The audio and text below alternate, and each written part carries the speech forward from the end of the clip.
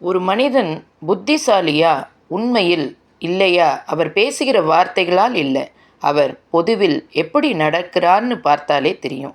நீங்கள் கவனிச்சிருக்கீங்களா? சில பேர் எப்பொழுதும் ரெஸ்பெக்ட் வாங்குறாங்க, சில பேர் எப்பொழுதும் அவமானப்படுறாங்க.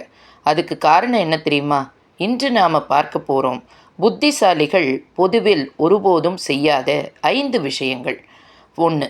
தேவையில்லாத விவாதங்களில் இறங்க மாட்டார்கள். புத்திசாலிகள் ஒவ்வொரு விஷயத்துக்கும் ரியாக்ட் பண்ண மாட்டாங்க. யாராவது சண்டை போடுறாங்கன்னா அவர்கள் அதை வெல்ல முயற்சி பண்ண மாட்டாங்க. ஏன்னா அவர்களுக்கு தெரியும், ஒவ்வொரு வாதத்தையும் ஜெயிக்கணும் என்ற அவசியம் இல்லை. மூடர்களோட வாதம் வென்றாலும் அது தோல்விதான். 2. தங்கள் தனிப்பட்ட விஷயங்களை வெளியில பேச மாட்டார்கள்.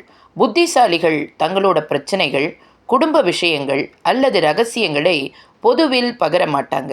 ஏன்னா அவர்கள் தெரிஞ்சுக்கிட்டாங்க, அனைவரும் உங்கள் நல்லதை விரும்ப மாட்டாங்க.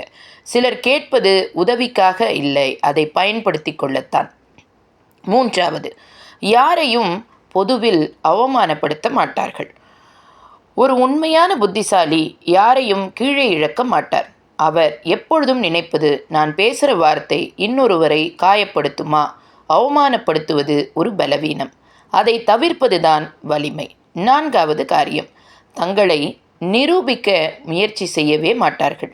புத்திசாலிகள் எப்பொழுதும் தங்களை ப்ரூவ் பண்ண வேண்டிய அவசியம் ஃபீல் பண்ண மாட்டாங்க.